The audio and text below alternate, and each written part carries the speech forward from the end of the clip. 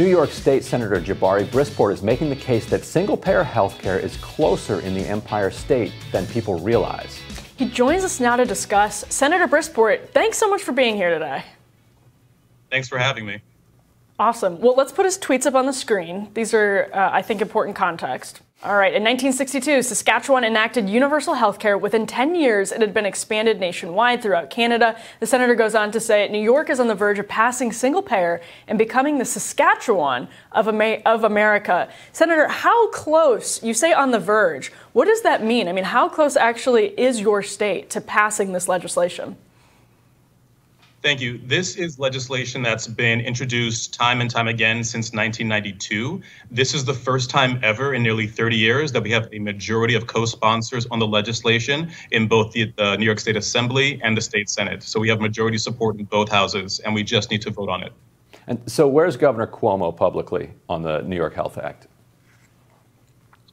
Governor Cuomo still needs to be worked on, but what's great about New York State politics right now is that we have a supermajority and a veto-proof majority in both houses. So any obstacles he poses, we can overcome. How confident are you that if this legislation were to be implemented, quality of care would remain the same or actually improve?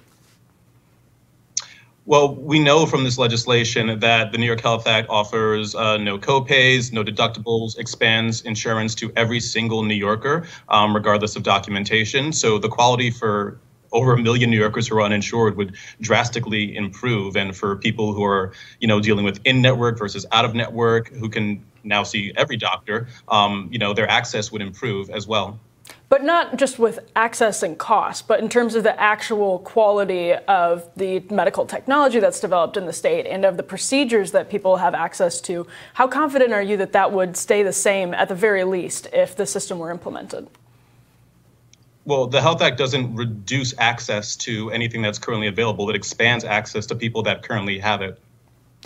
And so, Senator, you have a majority of co-sponsors in both chambers of the legislature. But I suspect that a lot of people watching this say, well, it's nice that people support it. People have supported single payer for years. Now it's nice that there are lawmakers who say that publicly that they support it. What is preventing it from getting onto the floor at this point? And people who want to see it pass, what can they do to actually get it onto the floor to get it force the vote, so to speak? Well, that's a loaded that you brought up, but there is inertia that needs to be overcome in Albany right now. That we need to push and keep fighting to do something large and transformational, which is really the moral imperative to do, not just because everyone deserves healthcare, but we've also just come from a pandemic where we're still coming out of a pandemic, and the notion of how everyone's healthcare and everyone's health and well-being is tied directly to each other is more obvious than ever. So for people who are excited about this and want to take part, you can look at the New York Health Campaign, Google New York Health Campaign, and get involved, because we'll be doing a lot of actions over the next 4 days to escalate and ensure that this does move to a vote and gets passed. So single-payer models on the state level have not always had success. Vermont is one example. On December 17th, 2014, Vermont abandoned its plan for universal health care, citing the taxes that would be required of smaller businesses within the state. So what makes this plan for New York different than other plans that have not had success? I think it's important to remember with Vermont, they never actually enacted it. They passed into legislation, worked on it, and decided that they could not implement it.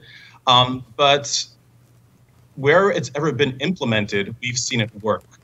Even though it's never been implemented in any state in America, wherever we've seen it's implemented, so whether that is, the multitude of countries that have implemented single-payer healthcare, whether that is, again, Canada, where it was implemented in one province and then worked so well that they expanded it nationwide, we've seen it work. And actually, a study from the Rand Corporation showed that the New York Health Act would save us money versus the current system we have now. So if this bill does not get put on the Senate or the Assembly floor by the end of this session, who is responsible for that? In other words, who can people hold accountable in the next election if this doesn't come up for a vote? We need to keep pushing, because it is very possible for this to come up to a vote this session. I have full belief that if we are all in this together, we can move this session. But if it does not, we still need to keep pushing on grassroots pressure. Every legislator, myself included, needs to be held accountable for doing even more, because this is the right thing to do, and New York needs the healthcare that this legislation provides now more than ever. Now, you mentioned earlier, and this is absolutely true, Governor Cuomo is the key component in all of this. So could you take us sort of behind the negotiations that are ongoing with Cuomo and his office to secure support for this legislation? What are the carrots and the sticks that are being sort of thrown out there to bring him down onto a yes on this legislation? You know, the governor for the past 10 years has used the divide and conquer strategy of pitting a Republican-led state Senate versus a Democratic-led assembly to kill progressive legislation. This is the first time ever in New York's history we have a supermajority of Democrats in both the assembly and the Senate. So right now the conversations are internal within our various legislative chambers to ensure this comes to a vote. And so to draw kind of a federal parallel, we know that in the House of Representatives, aside from the fact that they don't have a majority of co-sponsors like you do in New York, we know that Richie Neal is the chair of the Ways and Means Committee. It's a powerful committee that Medicare for All has to move through. He's on record as a strident opponent of Medicare for All. So it's easy to identify kind of that choke point right there. What are the remaining choke points that still need to be cleared in the New York legislature? We have legislation, again, that has a majority of co-sponsors in both houses, so it falls on leadership now to bring it to a vote or to not bring it to a vote.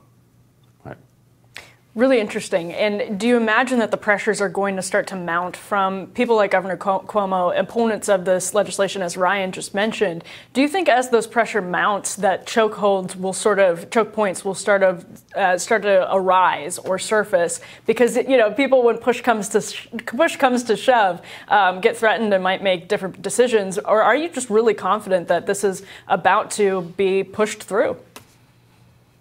There are always going to be forces that stand against big, bold, universal programs that bring justice and dignity to every single person in society. There are always going to be those forces.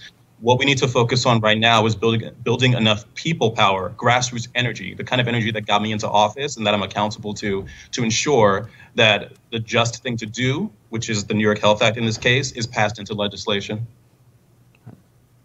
Have any Republicans flirted with this on a bipartisan basis? I mean, there's been sort of a political realignment happening, and I don't know how that's worked out in your state, particularly when it comes to this legislation. But have you had any interest from Republicans in moving on something like this? I have not seen or heard any interest. Stunning, stunning. So what day does the session expire this week, and what time? Midnight? Is it midnight on Friday night? This Thursday, June 10th, is the scheduled final day of session. I do not have a time for you yet. All right, so make or break week in New York State. Good luck, Senator. We'll keep watching it. Thank you so much for joining us. Yeah, thanks for having me. Absolutely. We appreciate it. We'll have more Rising when we return.